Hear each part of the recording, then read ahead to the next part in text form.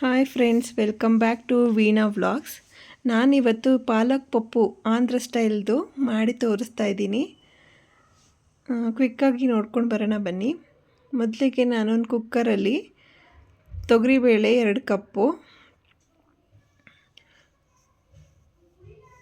ಹೆಸರುಬೇಳೆ 1 ಕಪ್ಪು ತಗೊಂಡು ತೊಳೆದು ಇಟ್ಕೊಳ್ತಾ ಇದ್ದೀನಿ. ಪಾಲಕ್ ಸೊಪ್ಪನ್ನ ಚೆನ್ನಾಗಿ ತೊಳೆದು ಕಟ್ ಮಾಡಿ ಇಟ್ಕೊಂಡಿರೋದನ್ನ ಹಾಕ್ಕೊಳ್ತಾ ಇದ್ದೀನಿ.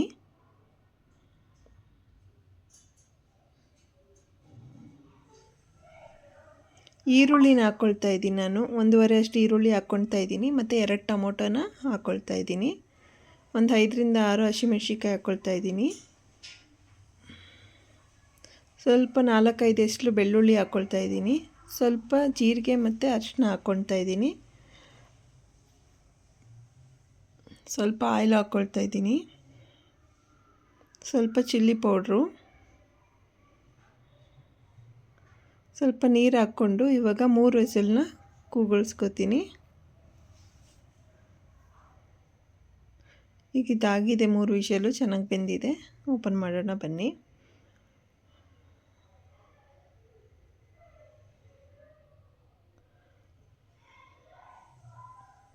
ಚೆನ್ನಾಗಿ ಬೆಂದಿದೆ.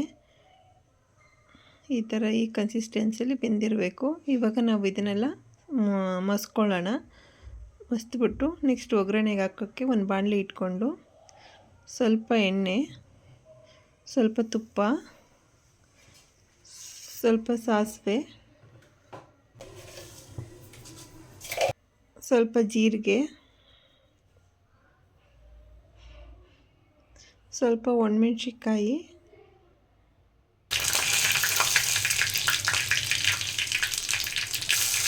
ಸ್ವಲ್ಪ ಬೆಳ್ಳುಳ್ಳಿನ ಜಜ್ಜಿಕೊಂಡಿರಬೇಕು, ಅದನ್ನು ಹಾಕಿ ಸ್ವಲ್ಪ ಕರ್ಬೇವಿನ ಸೊಪ್ಪು ಹಾಕ್ತೀನಿ.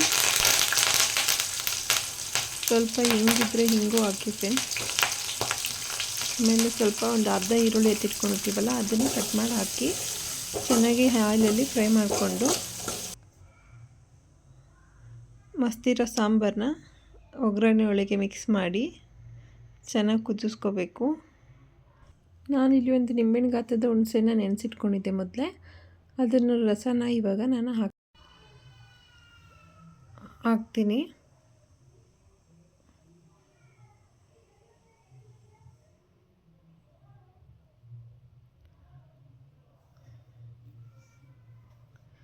ಈಗ ಸ್ವಲ್ಪ ಉಪ್ಪನ್ನು ಹಾಕ್ಕೊಂಡು, ನಾನಿಲ್ಲಿ ಕಲ್ಲುಪ್ಪು ಹಾಕ್ತಾಯಿದ್ದೀನಿ, ನೀವು ಬೇಕಾದ್ರೆ ಪುಡಿ ಉಪ್ಪು ಕೂಡ ಹಾಕ್ಕೋಬೋದು.